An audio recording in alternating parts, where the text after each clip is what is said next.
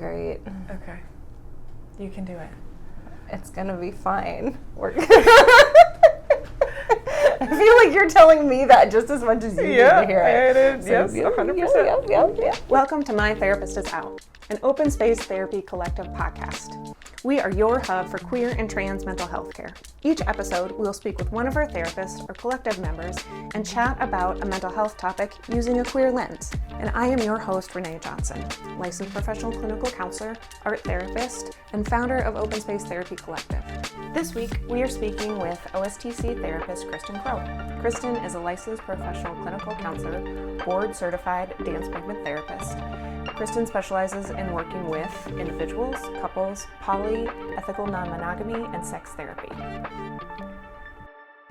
Welcome to My Therapist is Out, an open space therapy collective podcast. We have our lead therapist, Kristen Crowe, with us today, and we are talking about how the strong one can affect your mental health.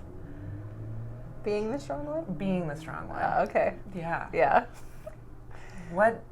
This is a big one, and what comes a lot is like, I'm independent, I'm resilient. I can handle it. I can do all the things. Yeah. Uh-huh. I don't need anybody. I don't need to ask for help. Mm-hmm. I got it. Yeah. Which is also then in our society really like backed up by like the whole bootstrap mentality. Yeah. Uh-huh. Yeah. And so we get really used to thinking like, oh, I can be the strong one. I am the strong one. I don't need anybody. If I do need anybody, it means that I'm weak. Mm-hmm. Yeah. How else do you see that showing up?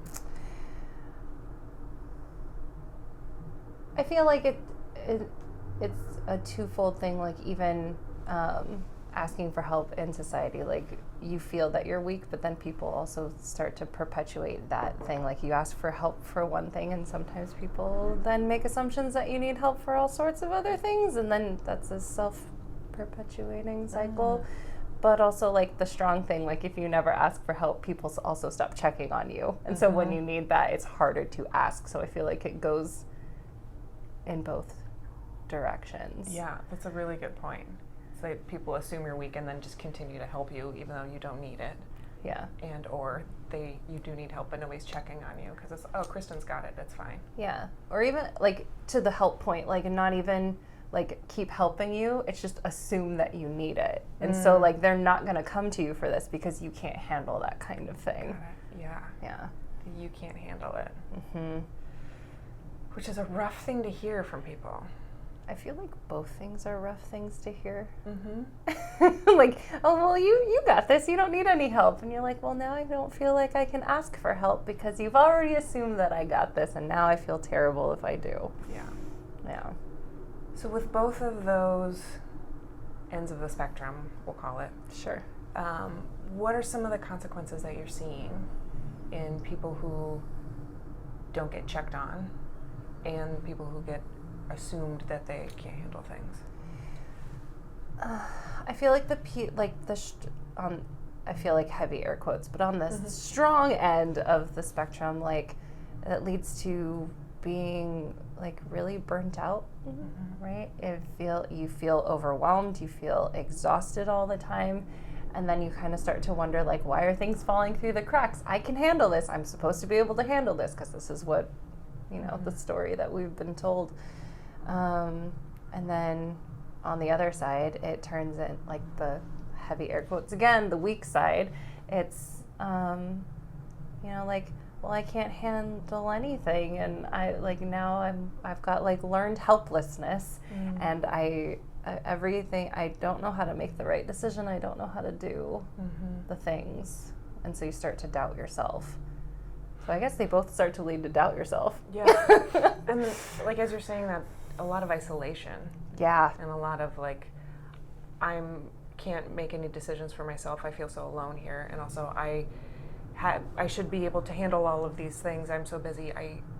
But that leaves you really alone and leaves you working more and doing more and not being with other people. Yeah.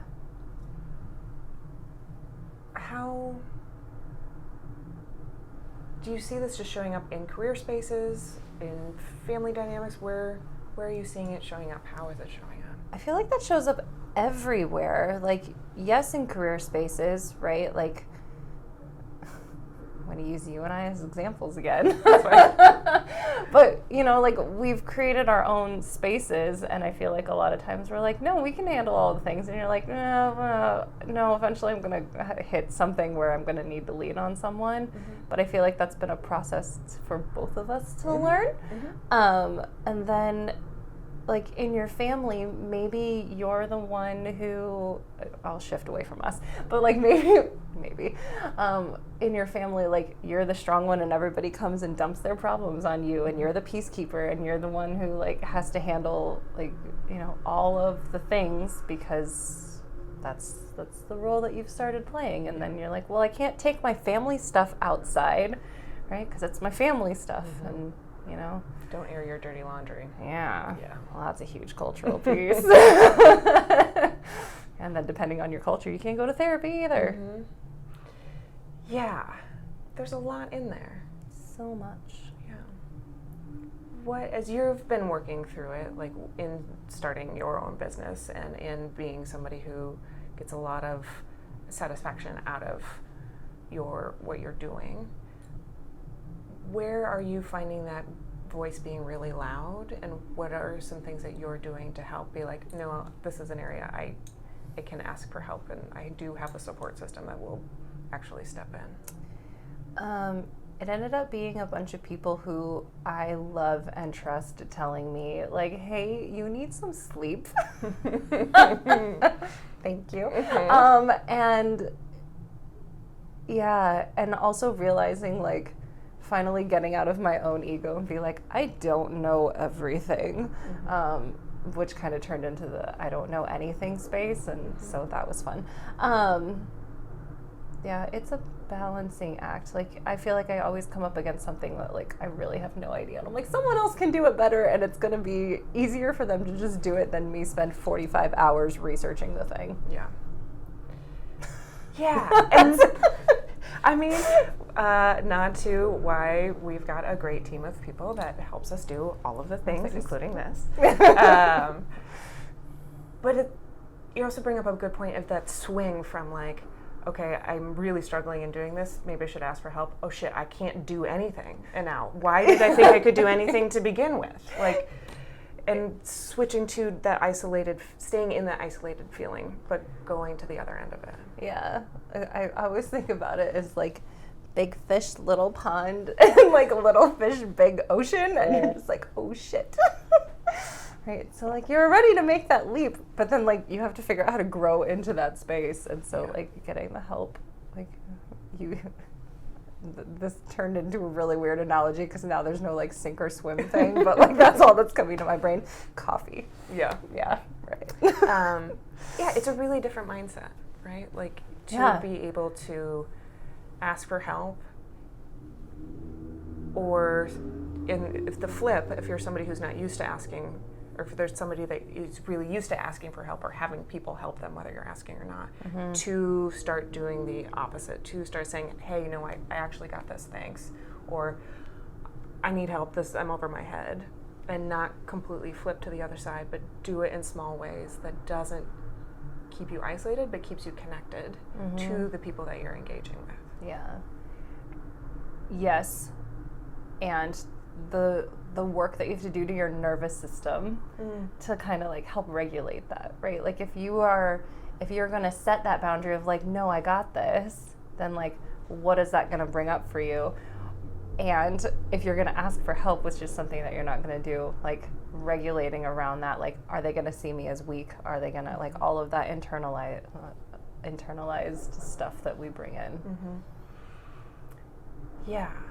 What are some areas in the body, like, as you start to make these changes, to really check in with your nervous system? Like, everybody's different, I realize, but it's like every body is different. Yes.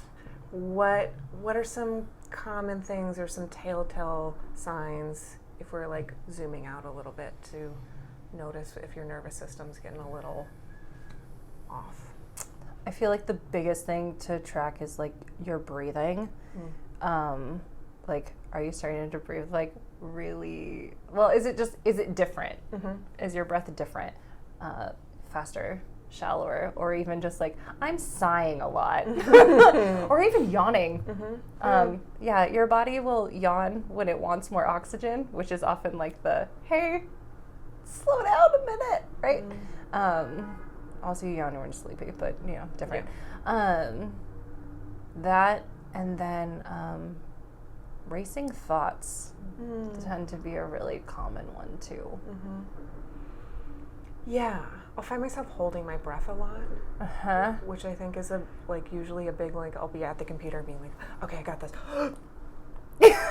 And realize after, I don't know how long, because I've been too zoned in and blacked out. You start to pass out in your chair? Yeah. Just like, oh, wait a minute, that's heavy breathing is not okay. Right, exactly. Yeah, so holding your breath is definitely one. It's kind of like, I'm going to dive in and I'm going to hold this and we're just going to go. Okay, wait, I need a second. Right, yeah. When you notice that the breathing is different or the racing thoughts are happening, what are some things that can be helpful in that space?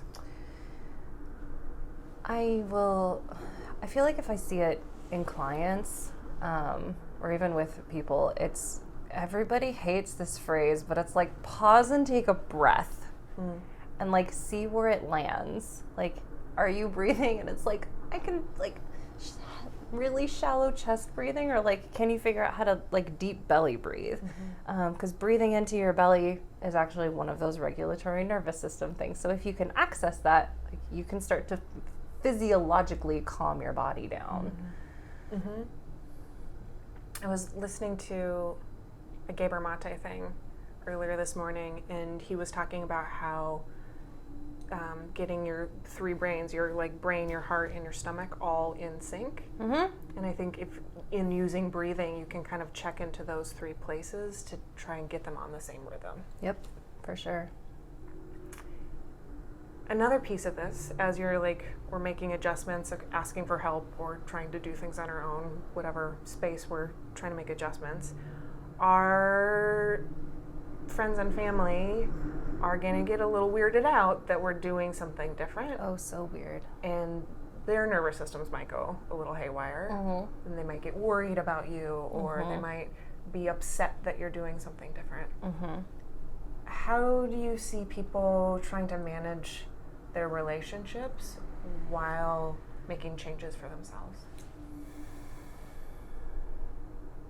I think that has a lot to do with you doing your own inner work, right? Like knowing where your boundaries are and knowing where your strong points are, and being able to say like, hey, I appreciate that you're worried about me, and if I need absolutely anything, I will come and ask you.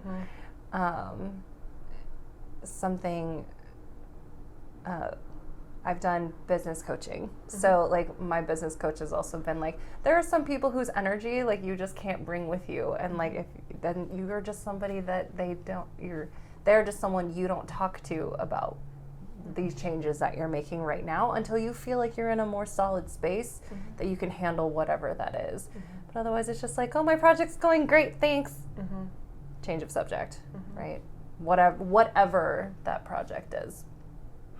Yeah, and it's not about stonewalling somebody or icing somebody out or not being honest.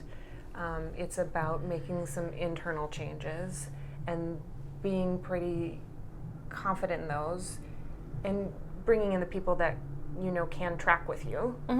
And then when you're a little stronger, then opening it up further. And it's not about ruining the relationship or anything like that. It's about making sure that you can manage the relationship through these changes. Yeah, I think about it as like building your own internal infrastructure so you can handle whatever kind of forces they might give you.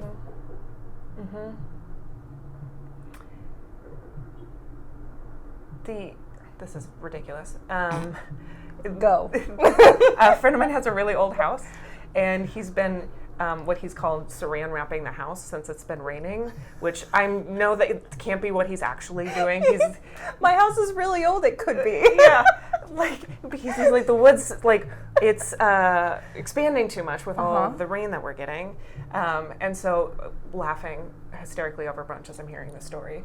But similarly, like the structure of the house isn't strong enough to handle all of the rain that's coming. And so he's having to do saran wrapping, which who knows how well that's working. But it's kind of a good metaphor for if you're not doing the work before you bring somebody in, you're going to do these kind of like ad hoc things that aren't really going to work all of that well. Yeah, precisely. Yeah. How does this show up, like being the strong one, differently for queer people or BIPOC people, or not the traditional like white straight American? I feel like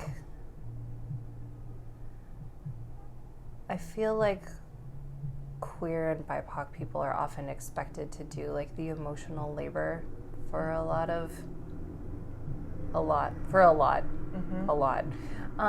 And so it turns into like, even if this is an invasive question, even if this is, a harmful kind of thing, like I feel like if I don't show up in this space, then it reflects badly on my entire community of whatever. And so like having to, or, just there are so many things that can be brought into like stigma. I almost said astigmatism. That's not what I meant. That would be a bad somatic effect if stigmatism started happening. Okay. Couldn't even hold that. You bring it, like, so many stigmas are put onto all of these things, and I think that we internalize those things into our own psyche. Like we have to combat them all the time, right? So having to stay strong in that sense, like, because you're fighting it constantly. So you have to, or not have to, but like you feel that you have to be that in addition to whatever other family structure or career structure or anything else that gets put on top of that. Yeah, that space of like being the representative for anybody who shares some sort of identity with you is really heavy. And like a lot of, like you're saying with like invasive questions, like all of a sudden you're making a change and asking for help. And like the question's coming to your identity or your culture or anything like that. And you're like, dude, I'm just doing some internal work to like not be so isolated, and you're bringing in all of this other stuff. Yeah, it's like that's part of me, but I am not trying to be the representative for all of whatever. Yeah. I don't get a lot of the helpless one, or like people assuming I need the helpless thing, unless I'm at Home Depot. And I will try and go, this just happened like last weekend, and so I'm like fuming, but I will go as like either androgynous or like masked out as possible and headphones in and like the like don't fucking talk to me. But I forgot my headphones, and so many cis men came up to me and was just like, oh, let me help you saw this. Oh, you need help loading that into the car. And I'm just like, one, trying not to punch them in the face, but it gets in your head of like, this is how people see me.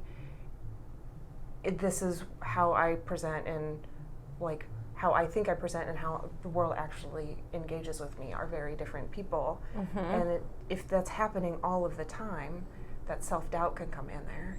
And if that's happening because of race, culture, sexual, romantic identity, whatever, that just compounds and compounds and compounds. Absolutely. Yep. That's a really good that's a really good example. Yeah. I still want to punch the anyway.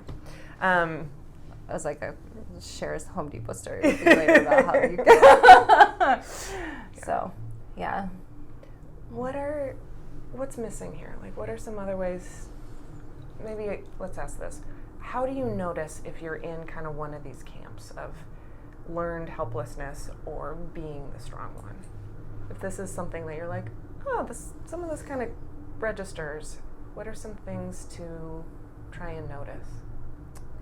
I feel like if you're the strong one, like if we go to that end of the spectrum first, like does it make you uncomfortable to ask for help? Like, do you have trouble like trusting that other people can, quote, do it as well as you could, right?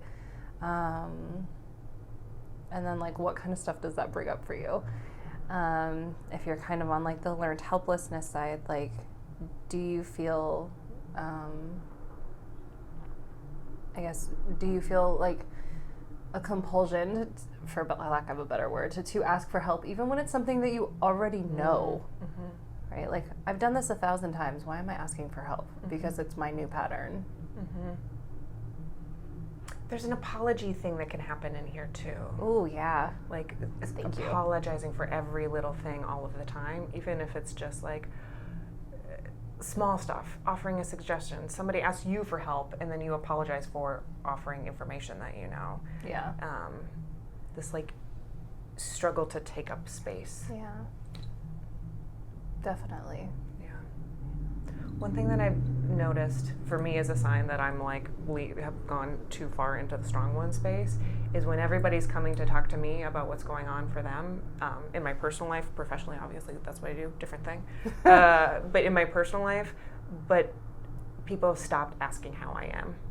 And part of that tells me I'm not telling people how I am and what's going on, so that's my piece of it. And the other piece is I've been in this place of being too open and to take on other people's stuff. And the balance has gone off. Interesting. Yeah. I think mine shows up differently.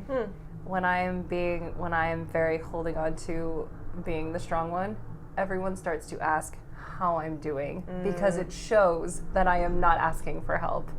Like, I look like I haven't slept in 4 days. I am short with people. Like, yeah. Interesting. What else are we missing in this space? This is, I mean, we're just doing a skim across the surface. Yeah. We're probably missing a ton of things in my... Okay. Yeah. So there's a brief overview about how being the strong one can affect your mental health, things to look out for. Please, in the comments, DM us how does this show up for you. This is really personalized, as we're talking about. And it's important to share those things. So we'd love to hear more about it. We will be back next week. And on top of it, if you're messaging us and you want to hear about something specific, let us know. We'd love to hear it. Thank you so much. Thank you. See you soon. Bye. Thanks for joining us. We'd love to hear your thoughts on today's topic. Leave a comment below or email us at communications@OpenSpaceTherapyCollective. You can follow us on all of the social medias, and if you're in California looking for a therapist, visit our website at openspacetherapycollective.com and book a free intro call with one of our therapists to see if we are the right fit for you.